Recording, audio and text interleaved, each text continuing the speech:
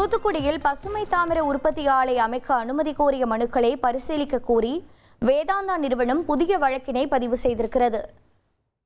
அண்மை செய்தியாக பார்க்கிறோம். இது பற்றிய விவரங்களை செய்தியாளர் சுரேஷ் வழங்கிட கேட்கலாம். சுரேஷ் வணக்கம். வேதாந்தா நிறுவனத்தின் கோரிக்கை என்ன? சென்னை உயர்நீதிமன்ற உத்தரவின் தகவல்கள் என்னென்ன? வணக்கம். அதாவது நிலம், நீர், காற்று ஆகியவற்றை மாசு ஏற்படுத்துவதாக கூறி தூத்துக்குடி ஸ்டெர்லைட் ஆலையை மூடுவதற்கு தமிழக அரசு 2018ஆம் ஆண்டு உத்தரவு பிறப்பித்தது. இந்த உத்தரவை எதிர்த்து ஸ்டெர்லைட் நிறுவனத்தை நிர்வகிக்கக்கூடிய வேதாந்தா நிறுவனம் சார்பில் உயர்நீதிமன்றத்தில் வழக்கு தாக்கல் செய்யப்பட்டது. அந்த வழக்கை விசாரித்த உயர்நீதிமன்றம் அந்த வழக்கை தள்ளுபடி செய்து 2020ஆம் ஆண்டு உத்தரவிட்டது. இந்த உத்தரவை உச்சநீதிமன்றமும் உறுதி செய்தது.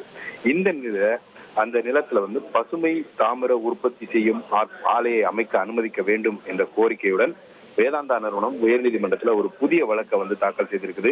அந்த மனுவில் பசுமை தாமிர உற்பத்தி ஆலை அமைக்க அனுமதி கேட்டு ஏற்கனவே தமிழக தொழில்துறை, சுற்றுச்சூழல் துறை செயலாளர்களுக்கு கடந்த ஜூன் முதல் நவம்பர் வரைக்கும் 6 மனுக்கள் அனுப்பியும் பரிசீலிக்கப்படவில்லை என்றும், இந்த மனுக்களை பரிசீலிக்கும்படி தமிழக அரசுக்கு உத்தரவிட வேண்டும். அதே போல பசுமை தாமிர உற்பத்தி ஆலை அமைப்பதற்கான சாத்தியக்கூறுகள் குறித்து ஆய்வு செய்வதற்கு மத்திய சுற்றுச்சூழல் துறை, அதே போல மத்திய மாசு கட்டுப்பாட்டு வாரியம் உள்ளிட்ட துறைகளினுடைய பிரதிநிதிகள் மட்டுமல்லாமல் நிபுணர்கள் அடங்கிய குழுவை அமைத்து இது சம்பந்தமா ஆய்வு செய்து அறிக்கை தாக்கல் செய்ய உத்தரவிட வேண்டும் என்ற ஒரு கோரிக்கையும் அந்த மனுவில் வேதாந்தா நிறுவனம் தரப்பில் முன்வைக்கப்பட்டிருந்தது.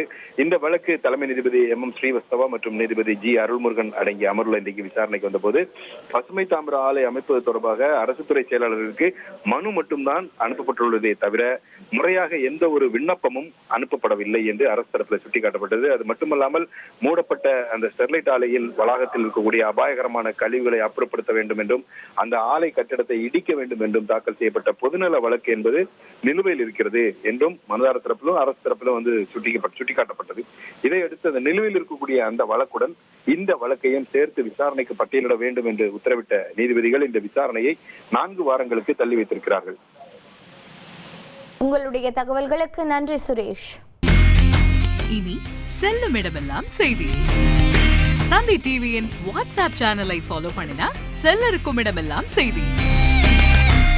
இதோ QR கோட் இப்பவே ஸ்கேன் பண்ணுங்க, ஃபாலோ பண்ணுங்க.